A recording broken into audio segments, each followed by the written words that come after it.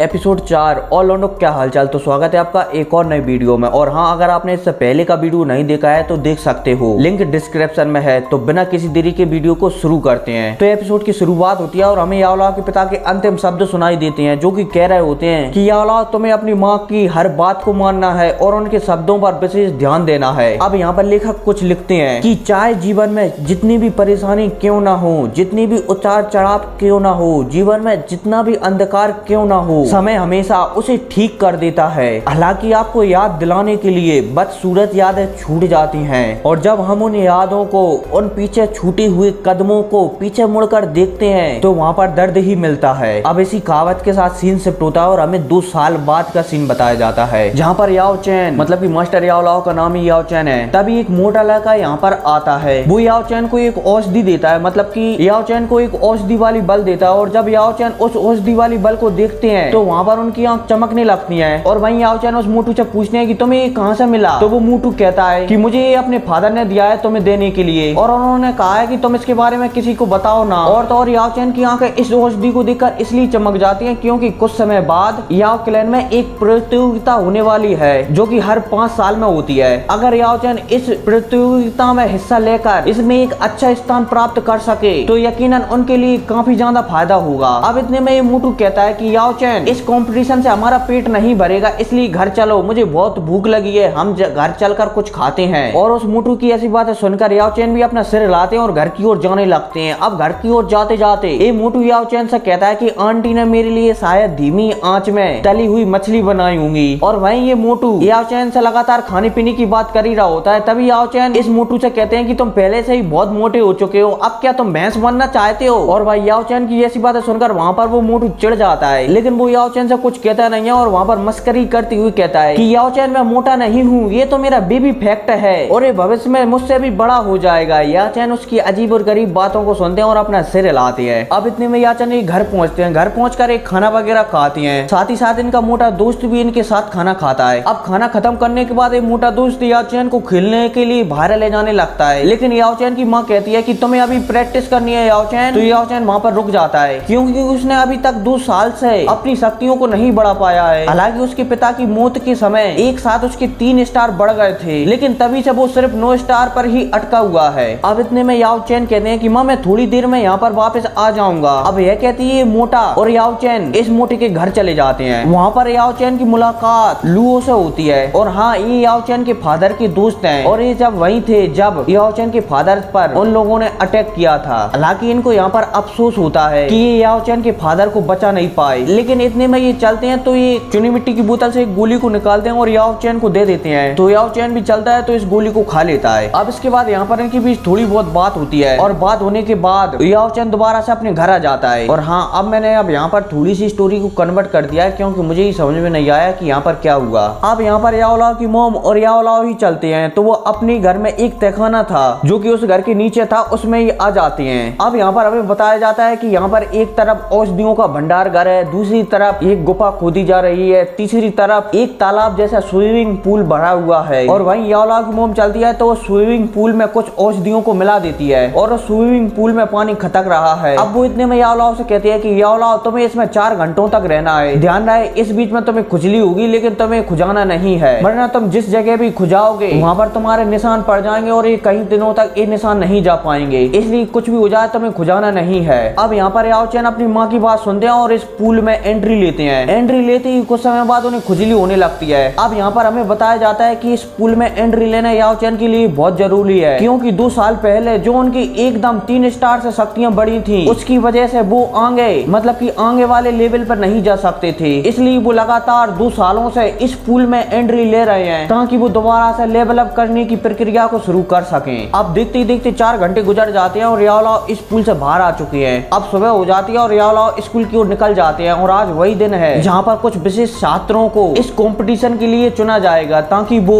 इस कंपटीशन में भाग ले सकें। अब यहाँ पर याओ चैन हमारे स्कूल में पहुँचते हैं तो इन्हें पहुँचने के बाद एक लड़की दिखती है। हालांकि ये मोटा भी हमारे याओ चैन के पीछे रहता है और जब एक गुलाबी बालों वाली लड़की इस मोटू को दिखती है तो वहाँ पर वो कहने लगती है ये मोटा तो और भी ज्यादा मोटा हो गया कुछ दिनों में। अब यहाँ पर इनके बीच ऐसी बहस होती है, मतलब कि थोड़ी बहुत हंसी मजाक होती है और फिर इसके बाद एक क्लासरूम के अंदर चले जाते हैं। और हाँ यार, मेरी आंखों में थोड़ा प्रॉब्लम हो गया है, है, इसलिए थोड़ी सी शॉर्ट वीडियो बनाई है। तो फिलहाल के लिए 2-4 दिन और शॉर्ट वीडियो से काम चला लो, उसके बाद लॉन्ग वीडियो जरूर आएंगी। ठीक है, तो मिलते हैं अगली वीडियो में, तब तक के लिए टेक केयर एंड